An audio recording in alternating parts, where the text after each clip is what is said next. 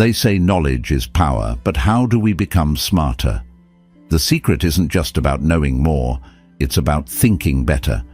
Here are 3 books that will expand your mind, sharpen your perspective, and make you smarter. Book 1. Thinking Fast and Slow by Daniel Kahneman. This book helps you understand how your brain works when you make decisions. It explains that our mind has 2 systems. The first system is fast, automatic, and emotional. It's what we use when we make quick decisions without much thought, like reacting to a loud noise or choosing the tastiest-looking snack. This system is great for everyday decisions, but it often leads to mistakes because it relies on instinct and shortcuts. The second system is slow, careful, and logical. It's the part of our brain we use when we solve a math problem, plan a big decision, or think deeply about something. This system takes more time and effort, but helps us make smarter, more thoughtful choices. Kahneman also explains how these 2 systems interact and why we sometimes make poor decisions. For example, have you ever made an impulsive purchase and regretted it later? That's your fast-thinking system taking over. The book teaches you how to recognize when this is happening and switch to slow thinking when it matters most. The most valuable lesson is learning to identify biases, the mental shortcuts our brain takes that can lead to wrong conclusions. For instance, we often judge things based on first impressions or overestimate the chances of rare events, like winning the lottery. By reading this book, you'll gain the tools to pause, think clearly, and avoid common traps in your thinking. It's not just a book for psychologists or experts, it's for anyone who wants to make better decisions in life, work, or relationships. It's like a user manual for your brain. Book 2.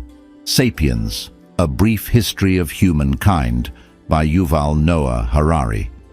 This book takes you on a journey through the entire history of humanity, from the very beginning to the modern age.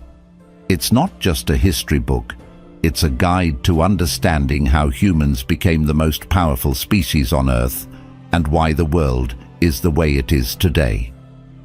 Harari starts by explaining how humans, or Homo sapiens, began as just another species of animal living in small groups, hunting and gathering to survive.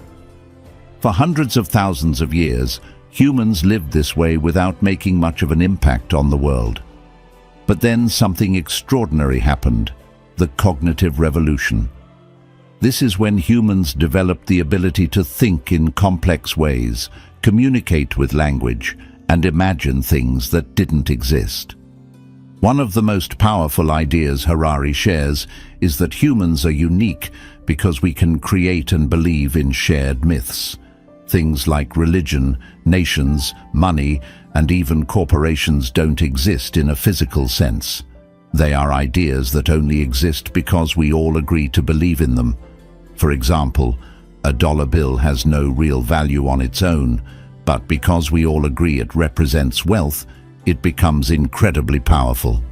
This ability to cooperate and organize through shared beliefs allowed humans to build cities, empires, and entire civilizations. The book also explores the agricultural revolution, which was a turning point in human history. People stopped hunting and gathering and began farming.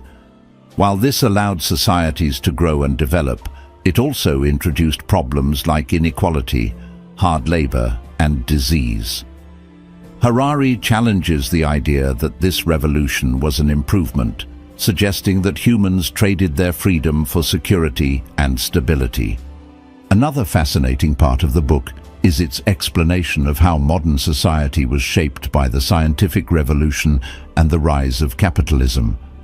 Harari explains how humans began to trust science and data over myths and superstitions. He also shows how capitalism, the belief in economic growth and markets, has become one of the most powerful shared myths in today's world. Sapiens doesn't shy away from difficult questions. It makes you think about the choices humans have made and whether our progress has always been for the better.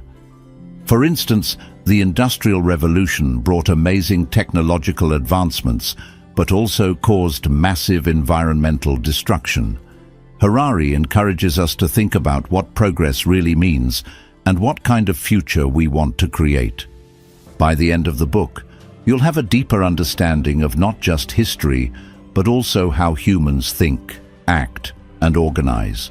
It helps you see the world through a completely new lens. Why do we trust banks? Why do we believe in borders? Why do some people have more power than others? Harari provides answers to these questions in a way that's easy to understand, even if you've never studied history before. The most remarkable thing about Sapiens is how it connects the past with the present and the future. It makes you realize that the things we take for granted, like governments, money, and even happiness, are part of a story we've been writing for thousands of years. Once you read this book, you'll never look at the world the same way again. It's not just for history buffs. If you're curious about how humanity got here, why we think and behave the way we do, and what might come next, this book will give you the answers. It's a thought-provoking and mind-expanding read that everyone can benefit from. Book 3. Range. Why Generalists Triumph in a Specialized World, by David Epstein. This book challenges one of the most common beliefs of our time, that to succeed, you need to specialize early and focus on mastering one specific skill or field. David Epstein flips this idea on its head, arguing that generalists, people who explore a variety of skills and experiences, are often more successful in the long run, especially in complex and unpredictable environments. Epstein begins by showing how society often glorifies specialization. From a young age, people are encouraged to focus narrowly on one talent or career path, whether it's in academics, sports, or a profession. Think of famous specialists like Tiger Woods, who started training for golf as a toddler. Stories like his make us believe that the earlier we specialize, the better. But Epstein argues that this isn't the full picture. He uses real-world examples to show that generalists, those who experiment with different fields before finding their focus, often outperform specialists. One example is Roger Federer, who explored multiple sports before settling on tennis. His broad experience gave him skills and mental flexibility that helped him excel.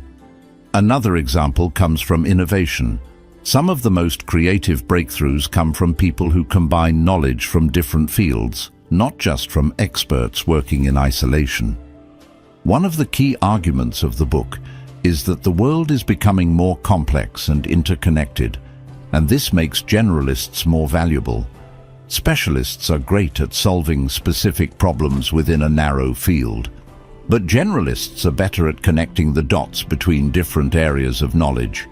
They can approach problems with a fresh perspective, which often leads to more creative and innovative solutions. Epstein also discusses how generalists thrive in environments where learning is wicked rather than kind. A kind environment is predictable, like playing chess or hitting a golf ball. The same rules apply every time, and practice makes perfect. In contrast, a wicked environment is messy and unpredictable, like managing a business, raising children, or solving global problems. In these situations, the ability to adapt, learn new things, and think broadly is much more important than narrow expertise. The book dives into how modern education and career paths often don't encourage this kind of adaptability. Many people feel pressured to stick to one path early on, even if it doesn't suit them. Epstein argues that exploring different options, whether it's changing careers, learning a new skill, or pursuing a hobby, can actually make you more successful and fulfilled in the long term. One fascinating section of the book explores the concept of sampling periods. This refers to the time people spend trying out different things before committing to a specific path. Epstein shows that successful generalists often have longer sampling periods, during which they explore various interests, develop a wide range of skills, and learn how to think in diverse ways. This experimentation not only helps them find what they truly enjoy, but also gives them a broader toolkit to tackle challenges later on. Epstein doesn't dismiss the value of specialists entirely. Instead, he emphasizes that both specialists and generalists are important, but generalists often don't get the recognition they deserve. In fact, he points out that many of today's greatest challenges, like climate change, public health crises, or technological disruptions, require people who can think across disciplines and collaborate with others from different backgrounds. The book also provides practical advice for how to embrace a generalist mindset. Epstein encourages readers to follow their curiosity, explore their interests, and be willing to take risks, even if it means stepping away from a traditional path. He shows that being a jack of all trades doesn't mean you lack focus or discipline. It means you're building a unique set of skills that can set you apart in a world that values innovation and adaptability. By the end of Range, you'll see that success isn't about how early you start or how narrowly you focus. It's about how broadly you think, how many experiences you gather, and how you use them to solve problems in creative and meaningful ways.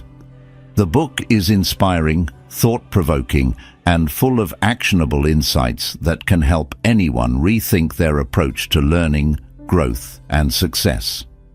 If you've ever felt pressured to specialize or stick to one path, Range is a must-read.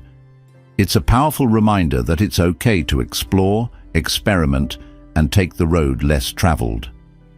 Sometimes the most valuable skills and insights come from the most unexpected places. These 3 books offer powerful insights, Thinking Fast and Slow, to master your decision-making process. Sapiens, to understand the forces that shape human history and society. Range, to unlock the potential of diverse skills and experiences. Which one will you start with? Let me know. Smarter thinking leads to smarter living.